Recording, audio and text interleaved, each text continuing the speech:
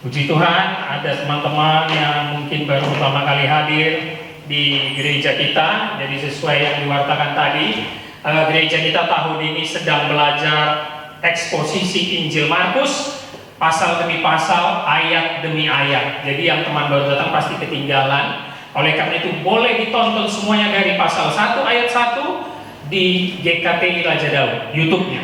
Ya, bisa ditonton. Jadi gereja kita menjelaskan ayat demi ayat di dalam setiap perikop supaya anak-anak muda generasi sekarang betul-betul memahami Alkitab dengan benar. Dan hari ini kita sudah sampai di Markus pasal 3 ayat 26 sampai 30 yang akan kita gali pada sore hari ini. Mari buka Alkitab kita.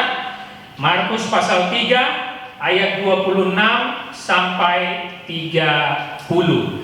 Ya, jadi gereja kita memang mendidik anak-anak muda untuk mencatat firman. Kenapa? Karena saya rindu demikian. Saya lama banyak di gereja lain, nggak ada yang mau mencatat firman. Datang, duduk, diam, pulang. Ya kan? Kita pun dulu gitu kan? Saya juga dulu gitu. Datang, duduk, diam, pulang. Lebih parahnya, datang, duduk, diam, ngantuk, pulang. Itulah gereja zaman sekarang. Oleh karena itu saya ingin merintis gereja ini untuk merubah anak muda supaya nggak main-main, supaya belajar firman dengan benar, supaya dekat dengan Alkitab. Oke? Tidak ada gunanya setiap minggu gereja nggak paham Alkitab. Dengarkan ini. Ini bukan hanya untuk anak muda. Ke mamaku pun aku bilang ini. Mamaku yang udah umur 69 tahun. Mama rajin ke gereja, rajin pelayanan, rajin kor, paduan suara, nggak ngerti Alkitab, nggak ada gunanya. Nol. Ya.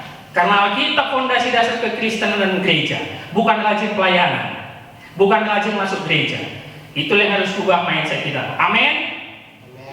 Masih sedikit karena masih banyak yang tidak mau berubah ya. Amin. Amin lah. Anak muda sekarang ini malas yang minta ampun belajar firman-Nya. Kelihatan yang masuk PH hanya berapa orang teman? 3 orang ya. Sayang sekali. Oke. Di dalam perikop ini Markus pasal 3 ayat 26 sampai 30 teman-teman akan menemukan ayat yang pasti teman-teman susah jawabnya. Tapi nggak pernah mau ditanyakan. Ada nanti ayatnya, dosa yang tidak dapat diampuni. Baru tahu kan? Ada dosa yang nggak bisa diampuni. Jangan kalian pikir semua bisa diampuni Yesus. Ada loh, nanti ada ayatnya. Oke, kita akan lihat kelanjutannya. Minggu lalu kita belajar dari seorang sastrawan dan teolog yang mengatakan ada 3 identitas Yesus. Hanya 3. Kalau enggak dia orang gila, Yesus itu orang gila, Yesus itu pembohong. Mau tidak mau, Yesus itu Allah. Hanya 3. Kita nggak bisa katakan dia guru yang baik, kita nggak bisa katakan dia anak yang baik atau orang yang baik, kita tidak bisa katakan dia nabi yang baik. Hanya gila, pembohong, atau Allah. Dan orang tuanya sudah melabelinya kemarin, dia sebagai orang gila. Ahli Taurat melabelinya pembohong, mengatakan dia mengusir dengan Beelzebul. Nah hari ini kita akan lihat siapa Yesus itu lebih dalam. Yuk kita lihat ayat 26-nya dulu ya. Markus pasal 3 ayat 26. Yuk kita baca sama-sama supaya semangat ya. Ayat 26 ya. 1, 2 ya. Demikianlah juga kalau iblis berontak melawan dirinya sendiri, dan kalau ia terbagi-bagi, ia tidak dapat bertahan, melainkan sudahlah tiba. Dimulai dari karena apa ini depan itu tadi? Demi. Artinya kesimpulan dari yang dijelaskan Yesus minggu lalu kita belajar. Setelah Yesus memberi 2 analogi, apa aja analoginya kemarin? Ada 2. Kerajaan dan rumah tangga ya. Tidak mungkin setan mengusir setan. Ahli Taurat, kau jangan aneh-aneh aja lah bikin suatu statement itu kayak anak kecil. Mana mungkin setan mengusir setan. Makanya dibilang Yesus 26 ini, demikian juga kalau iblis berontak melawan dirinya, dan kalau ia terpecah-pecah terbagi, ia tidak dapat bertahan, melainkan sudahlah tiba kesudahannya. Yesus menjelaskan, jika iblis menyerang iblis, kerajaannya akan hancur dan selesai. Jadi dari ayat 26 ini kita mendapat kesimpulan, ahli Taurat menuduh Yesus mengusir dengan Beelzebul hanya karena apa? Iri hati, ya kan? Takut kepopuleran mereka tersaingi oleh Yesus yang penggemarnya lebih banyak dari Justin Bieber. Kemana-mana selalu banyak kerumunan, ya kan? Sampai minggu lalu makan pun dia tidak. Gak bisa dia makan, ditarik-tarik sama orang, penggemarnya banyak sekali, fansnya banyak sekali. Ahli Taurat ini langsung bilang, dia itu buat mujizat dengan kuasa setan, dengan kuasa Beelzebul, dia itu pembohong. Oh tidak, ahli Taurat. Dia 26 ini Yesus bilang, Nggak mungkin. Kalau setan ngusir setan, itu bagaikan kerajaan dan rumah tangga saling menyerang di dalamnya, maka akan hancur dan tidak dapat lagi berkuasa. Bisa ya? Kita lihat ayat 27 ya. Yesus sekarang masuk lebih dalam dengan suatu analogi, ayat 27 ya. Tetapi tidak seorang pun dapat memasuki rumah seorang yang kuat untuk merampas harta bendanya apabila tidak diikatnya dahulu orang kuat itu. Sesudah itu barulah dapat ia merampok rumah itu. Perhatikan kalimat awal. Tetapi tidak seorang pun dapat memasuki rumah seorang yang kuat. Siapa rumah seorang yang kuat di situ? Ayo, siapa? Siapa maksud Yesus di dalam analogi di ayat 27 ini? Tidak seorang pun dapat memasuki rumah seorang yang kuat. Siapa yang kuat di situ? Ayo, secara konteks. Terima kasih atas jawabannya, luar biasa semua jawabannya, udah pinter-pinter kan? Iyalah, itu aja kok susah kali jawabannya. Ya si iblis itulah, si setan itu kuat tuh. Berarti itu ngakui juga ya mereka kuat ya. Jadi kadang kita pendeta-pendeta karismatik ya, kalau ngusir-ngusir diri ya, dalam nama Yesus, ku ikat, ku patahkan, ku buang dah. Iya. Ternyata nggak segampang itu. Itu kuat juga. Kata Yesus dia, ku kuat. Rumah seorang kuat di sini kenapa? Karena arti Beelzebul kemarin kita belajarnya apa? The Most High ya, atau the Lord of the Temple. Ada temple di dalam sebuah rumah, dalam sebuah kerajaan. Beelzebul ini yang paling berkuasa. Dia yang kuat. Bahkan di ayat Alkitab kita tahu bahwa setan-setan itu adalah roh-roh penguasa di udara, ya. Prince of Shaitan lah kita bilang lah ya, pangerannya setan Beelzebul itu. Dia orang kuat.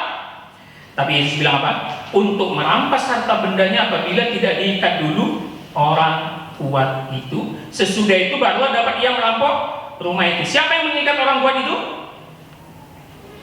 Yesus. Ya. Untuk mengalahkan tuan rumah yang kuat berarti harus lebih kuat. Dan Yesus ingin membuktikan, aku lebih kuat daripada penghulu setan atau roh-roh jahat manapun. Wah, keren ya. Salah satu literatur yang tidak ada di Alkitab, tapi saya pelajari, namanya testimoni para imam-imam. Ini ada literatur turun generasi demi generasi di budaya Yahudi. Ada kalimatnya begini, ada pasalnya, ada ayatnya juga nih ya. Belial itu iblis ya, akan diikat oleh imam besar mesianik dan dia akan memberikan kepada anak-anaknya otoritas untuk menginjak-injak roh jahat. Jelas. Bahkan perjanjian lama sudah menjelaskan Mesias itu memang akan mengalahkan kuasa kegelapan dan mengalahkan roh jahat. Tapi ahli Taurat nggak mau ngakui, malah bilang dia Beelzebul. Yesus bilang, kau melucu, kau melawak ahli Taurat. Aku ini lebih kuat, makanya bisa aku ikat orang-orang yang lebih kuat yang kerasukan setan itu. Karena memang Mesias akan datang untuk menghancurkan pekerjaan setan sesuai nubuatan yang kalau teman-teman pelajari proto-evangelium. Ayo yang tahu proto-evangelium, benih keselamatan adanya di mana? Kejadian 3 ayat 15. Ada yang tahu ini? Keturunan perempuan ini akan meremukkan kepala keturunan ular ini. Keturunan ular ini akan menghancurkan tumit keturunan perempuan ini. Itu adalah benih keselamatan yang dijanjikan Allah sejak Adam dan Hawa jatuh pada salib Yesus yang menang atas dosa dan kuasa kegelapan. Jadi Yesus memang lahir untuk mengalahkan roh-roh jahat. Dia mengikat itu semua, nggak bisa menang. Ya, di sini Yesus menunjukkan bahwa dialah memang Allah itu sendiri. Karena roh jahat pasti lawannya Roh Kudus, tidak ada yang lain. Ya. Tidak ada yang dapat mengalahkan kekuatan setan yang katanya kuat kalau bukan kekuatan Allah sendiri. Makanya kita percaya nggak kalau orang yang sudah dipenuhi Roh Kudus tidak dapat disantet? Percaya? Amin nggak? Amin ya? Amin lah. Mungkin teman-teman sudah tahu semua kisah yang paling terkenal kesaksian itu Pendeta Gilbert Lumoindong versus Dautoni. Itu terkenal sekali dia. Di mana dulu Dautoni ingin menyantet Pendeta Gilbert, tiba-tiba dia yang terpelentang sendiri sampai katanya koma, tidak sadarkan diri 1 tahun. Iya kan? Sekarang Dautoni melayani bersama Pendeta Gilbert. Kuasa kegelapan kalah dengan kuasa Roh Kudus. Iya.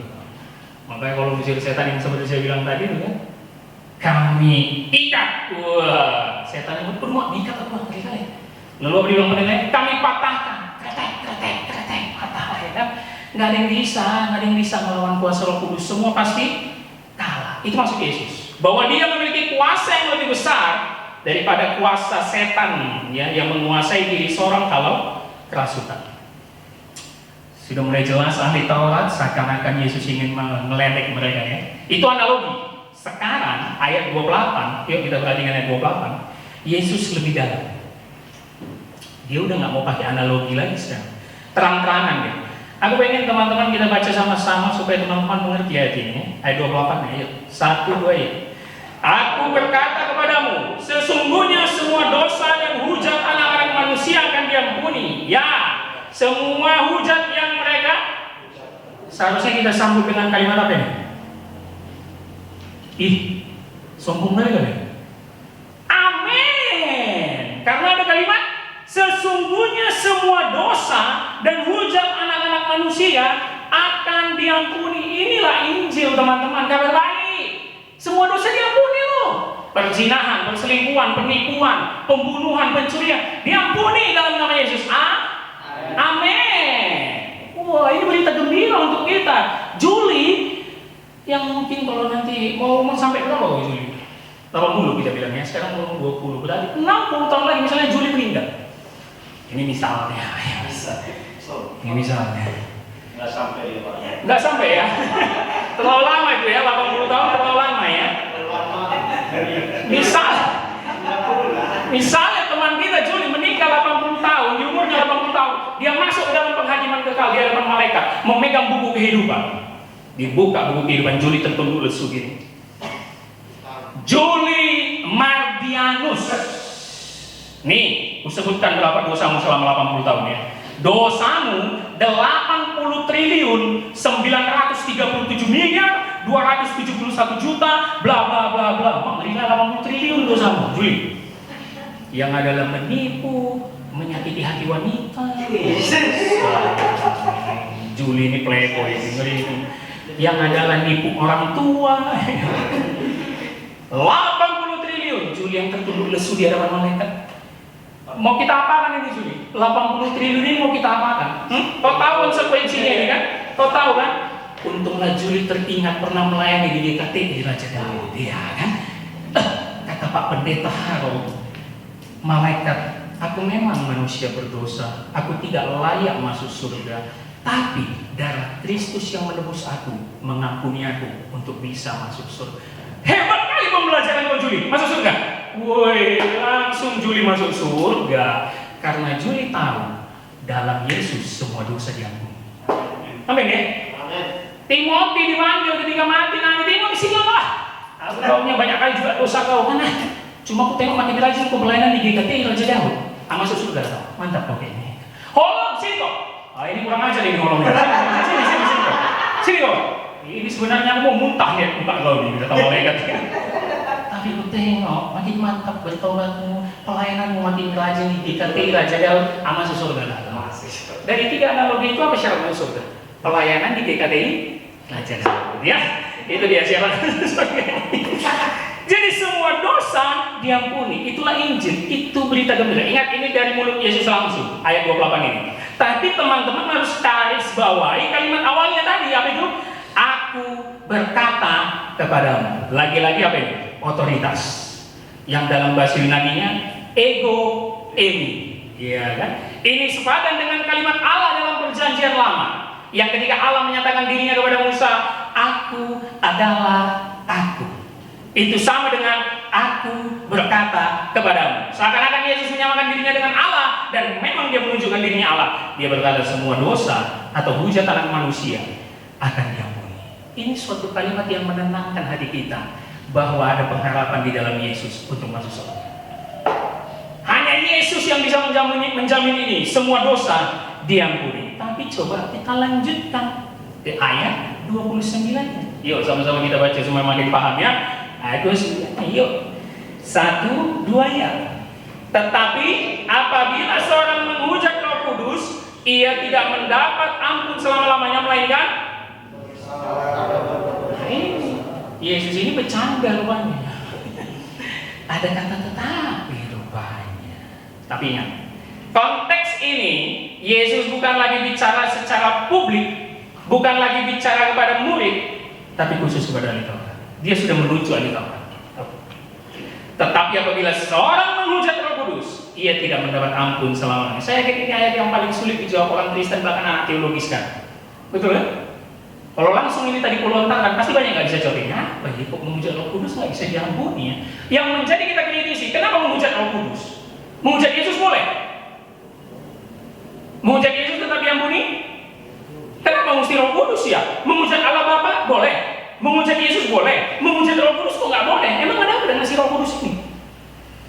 Nah, ini pentingnya kita belajar ya. Ada beberapa pandangan. Yang pertama, sesuai konteks, kita tahu dalam perikop ini, ahli Taurat berkesimpulan bahwa Yesus mengusir dengan kuasa Beelzebul setelah melihat semua mujizat, termasuk mujizat yang baru saja dalam konteks ini apa kemarin? Menyembuhkan orang yang kerasukan, bisu, ya. Sehingga dia dibilang mengusir dengan Beelzebul. Itulah kesimpulan yang dikeluarkan oleh ahli Taurat bahwa Yesus mengusir dengan setan. Padahal buktinya sudah jelas depan mata mereka bahwa mujizat-mujizat sudah dinyatakan, Injil diberitakan, kesembuhan terjadi, tapi ahli Taurat tidak mau mengakui. Yang artinya apa? Ahli Taurat lupa bahwa Yesus memang utusan Allah Bapa yang dipenuhi Roh Kudus. Ingat mulai dari pasal 1. Yohanes bilang apa? Aku membaptis kamu dengan air, tapi akan datang membaptis kamu dengan Roh Kudus. Itu yang pertama. Baru konfirmasi Bapa setelah Yesus keluar dari pembaptisan Yohanes Pembaptis, apa? Suara dari langit. Inilah anak yang kukasihi, kepadanya aku berkenan. Lalu ada lambang Roh Kudus dalam bentuk burung merpati. Jadi Yesus diurapi betul-betul dengan konfirmasi Allah Bapa, Roh Kudus, dan Yesus Tritunggal. Ya, tiga pribadi ini langsung. Dan Yesus artinya melakukan semua mujizat itu dengan kuasa Roh Kudus. Nah, karena ahli Taurat mengejek Yesus mengatakan dengan kuasa setan Beelzebul, ini namanya penistaan agama. Yang artinya apa? Ahli Taurat tidak percaya Roh Kudus, ahli Taurat tidak percaya Yesus, otomatis ahli Taurat tidak percaya Allah Bapa. Jadi mereka sebenarnya nggak percaya Allah. Jadi kita kesimpulan dosa yang tidak bisa diampuni atau dosa gagal Allah, ya jelas yang tidak percaya kepada Allah Tritunggal. Itu dosa yang tidak bisa diampuni. Kenapa? Sudah ada bukti jelas, sudah ada bukti otentik yang dinyatakan. Tapi mereka malah menentangnya dengan bilang, itu kuasa setan, itu bukan kuasa Roh Kudus. Ini namanya penghinaan kepada ketritunggalan. Makanya dalam pasal paralel di Matius bilangnya lebih lengkap. Matius bilang gini, apabila seorang mengucapkan sesuatu menentang anak manusia, itu Yesus anak manusia, ia akan diampuni. Tetapi jika menentang Roh Kudus, ia tidak akan dapat diampuni. Jadi jelas sekali bahwa ahli Taurat menolak konfirmasi Yesus ini betul-betul utusan Allah Bapa dan menolak kuasa Roh Allah atau Roh Kudus ada dalam dirinya. Makanya katakan Yesus, kau sebenarnya nggak percaya Allah, makanya kau tidak akan dapat diampuni. Epistel kita tadi saya bilang apa? Celakalah mereka yang menyebutkan kejahatan itu baik dan kebaikan itu jahat. Sudah jelas baik dibilang jahat. Yang membuat kegelapan terang menjadi kegelapan. Jadi jelas. Yang kedua, pandangannya begini. Pribadi di dalam ketritunggalan hanya ada 3. Bapa, Anak, dan Roh Kudus. Pribadi ketiga terakhir Roh Kudus, inilah yang melahirkan setiap orang percaya. Kalau ini juga ditolak, nggak percaya, padahal semua bukti sudah ada, tidak ada lagi jalan keselamatan untuk menyelamatkan ini orang. Artinya orang ini bukan orang yang dipilih Tuhan.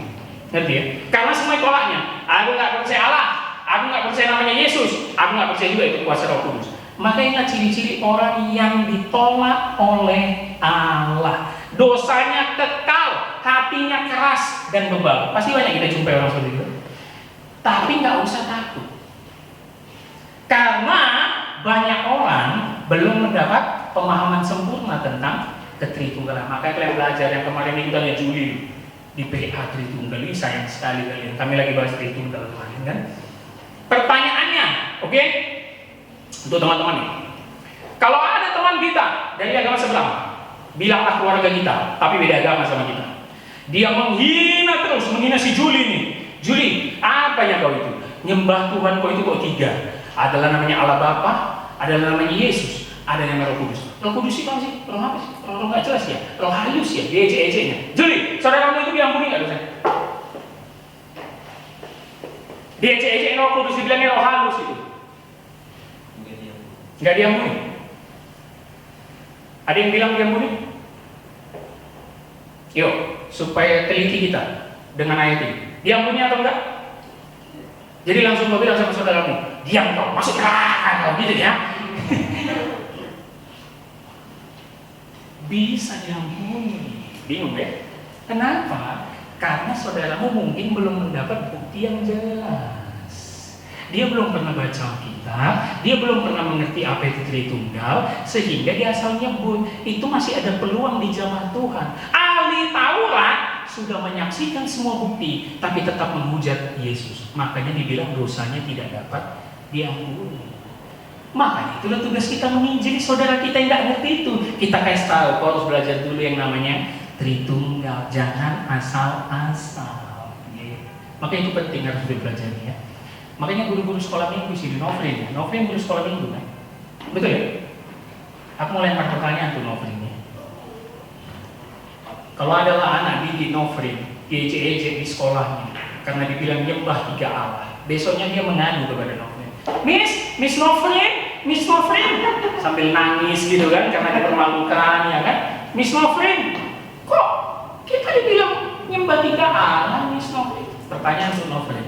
Novrin akan menjelaskan Tritunggal memakai simbol atau ilustrasi. Yang kedua, Novrin akan mendowngrade arti Tritunggal supaya anak-anak bisa memahaminya. Yang ketiga, Novrin tetap menjelaskan arti Tritunggal yang sebenarnya, walaupun dia nggak ngerti. 1, 2, 3, jawabannya yang mana Novrin? Sudah pasti salah. Ketika Tritunggal masuk ke dalam ilustrasi, Novrin menjelaskan, oh tenang, Miss jelasin ya, Miss jelasin. Tritunggal itu bagaikan cahaya matahari dengan sinarnya, bla bla bla. Atau ketika bapaknya adik, kalau di rumah panggil apa? Papa kan? Papa itu di kantor dipanggil bos. Nanti kalau sudah punya cucu dipanggil kakek. Itu bukan Tritunggal. Hati-hati. Siapa orang Kristen yang memakai ilustrasi dan Tritunggal pasti salah. Pasti salah. Makanya harus dijelaskan secara sempurna. Enggak ikut sih kelas itu. Yuk, jelasin nanti. Sayang sekali enggak ikut ya. Adik-adik ya. Ya, jadi kita orang Kristen ini nggak peduli, padahal itu doktrin dasar yang harus dipelajari untuk memahami ketritunggalan. Oke? Jadi kalau ada teman-teman di luar atau di media sosial kita lihat menghina-hina kita, apa itu Tuhan kalian itu di salib kalian ada jin itu, ketawain aja ya. Ada 2 jawabannya, selain belum dijamah Tuhan dia, yang kedua dia memang orang yang akan ditolak Tuhan dan masuk neraka. Iya, tenang aja lah ya kan. Ciri-ciri orang selamat itu jelas, memahami kuasa Tuhan dalam hidupnya pun jelas, memahami ketritunggalan dalam hidupnya pun jelas. Makanya ada yang tanya sama saya, Pak Pendeta, keselamatan itu bisa hilang atau tidak? Nggak bisa, nggak ada keselamatan bisa hilang. Sekali selamat pasti selamat mati masuk surga. Amin. Nggak ada itu tiba-tiba, temanku Pak Pendeta sampai umur 25 tahun pelayanan dia di gereja. Pak Pendeta kalau lihat dia pelayanan betul-betul rohani, sampai gemetar-gemetar tangannya kalau pelayanan begini di gereja. Tapi aku dengar di usia 30 Pak Pendeta nikah dia sama beda agama. Pindah agama, kan keselamatannya hilang Pak Pendeta. Enggak, artinya dia tidak pernah jadi orang Kristen sejak lahir. Anggap dia nggak pernah jadi orang Kristen sebenarnya. Kristen KTP itu. Jadi pelayanan yang di gereja kuliah itu rohani Pak Pendeta. Kedok, topeng. Keselamatan tidak bisa hilang. Makanya kalau berkeyakinan sama Kristus bisa jatuh dalam dosa, bisa kali, bisa dipermalukan, bisa, tapi akan bangkit terus, bangkit terus, bangkit terus, bangkit terus. Iya dong, ya kan? Juli kalau bikin dosa, waduh nyesal, aduh kenapa ya? Kenapa tadi aku maki-maki pacarku ya? Aduh salah aku nih, salah, ya salah, minta maaf. Oh itu orang Kristen itu. Kalau orang Kristen di dalam hubungan terus nyala-nyalain, ya dia yang salah.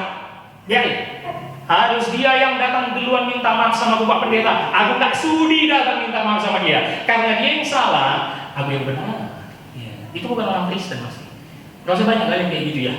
Kalau pacar kalian yang salah nggak mau minta maaf duluan, nggak akan kalian maafkan. Jangan ya. Aku pernah tanya ibu-ibu gitu. ibu-ibu ini bebal ini tahu nggak mau maafin saudaranya. Aku bilang, Bu, apakah Yesus tergantung di kayu salib karena salah? Pikir dia. Salah nggak Yesus disalib dia? Mikir dia lama kan? Ya enggak lah Bu, lama kali mikirnya. Tapi dia malah berkata yang di bawahnya, Bapa, ampunilah mereka karena mereka tidak tahu apa yang mereka lakukan. Itu. Makanya untuk mengerti apa yang dikatakan Yesus tentang ketritunggalannya di sini, kita harus bisa mempraktekannya juga dalam kehidupan sehari-hari. Gak guna belajar doktrin dalam-dalam, tapi prakteknya enggak. Novelin bisa ya? Bisa ya? Nanti langsung dilatih anak sekolah minggunya ya. Untuk belajar tritunggalnya supaya jangan tersesat. Ya. Tapi aku percaya sama Novelin hebat-hebat pasti anak sekolah minggunya ya. Oleh karena itu, ya, jadi dengan demikian keselamatan tidak bisa hilang. Makanya teman-teman harus menunjukkan karakter Kristus. Amin. Apapun yang diperbuat sama kita, lakukan saja perintah Yesus. Mengampuni, ya kan? Melayani, mengasihi, mengampuni. Itu aja dibolak-balik.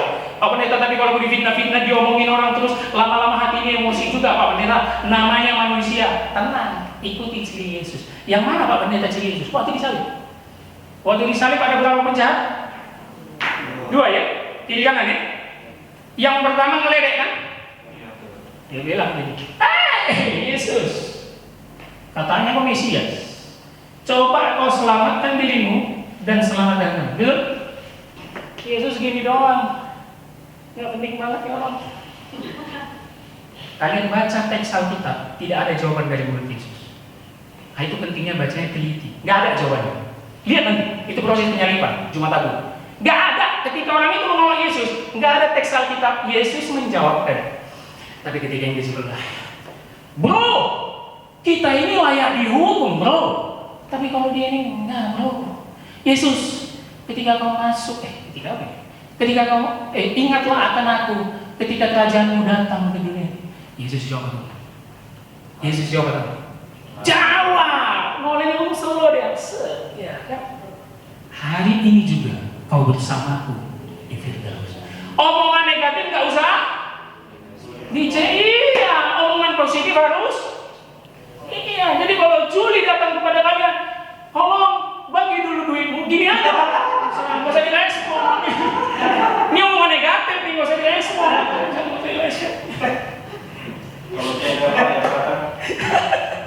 Nggak usah direspon ya, bisa ya. Ya, itulah yang kata Yesus bahwa ahli Taurat tidak dapat diampuni. Kita lihat kalimat akhirnya, ini merupakan penyebabnya atau kesimpulannya ayat 30 ya. Ia berkata demikian karena mereka katakan bahwa ia kerasukan roh jahat. Ini dia penyebabnya, garis bawahi kalimat kerasukan roh jahat. Jadi yang diambil Yesus itu karena penghinaan ahli Taurat yang mengatakan dia kerasukan roh jahat. Padahal dia melakukan segala sesuatu dengan Roh Kudus. Sama artinya ahli Taurat telah menolak Allah dan ahli Taurat tidak pernah mengenal Allah. Loh, tapi mereka rajin sekali Pak, mereka itu ahli Taurat, mereka rajin ibadah, memberi persepuluhan semuanya. Enggak, itu namanya kedok agama. Dari ayat 26 sampai 30 kita lagi-lagi mengetahui ternyata C.S. Lewis, sastrawan dan teologi dari Amerika, mengatakan dia bukan orang gila, coret. Dia bukan pembohong, coret. Dia adalah Allah. Amin. Jadi kalau teman-teman ditanya sama orang, Juli, kau percaya Yesus? Percaya. Di luar Yesus nggak ada yang selamat masuk surga. Langsung Juli teriak, amin. Juli, kau ingat ya, pamanmu itu ada yang beda agama. Jadi maksudmu pamanmu nggak masuk surga, dia masuk neraka disiksa. Iya, kenapa bukan? Harus berani loh. Jangan orang Kristen. Pamanku, iya kasihan dong dia masuk neraka. Masanya gara-gara nggak Kristen masuk neraka? Harus berani. Karena Yesus satu-satunya jalan keselamatan. Minggu depan, saudaranya yang dari Nazaret telah nyampe di rumah Petrus, Kapernaum. Kita bahas minggu depan tentang statement saudaranya dan bagaimana Yesus menjelaskan dirinya. Amin. Mari kita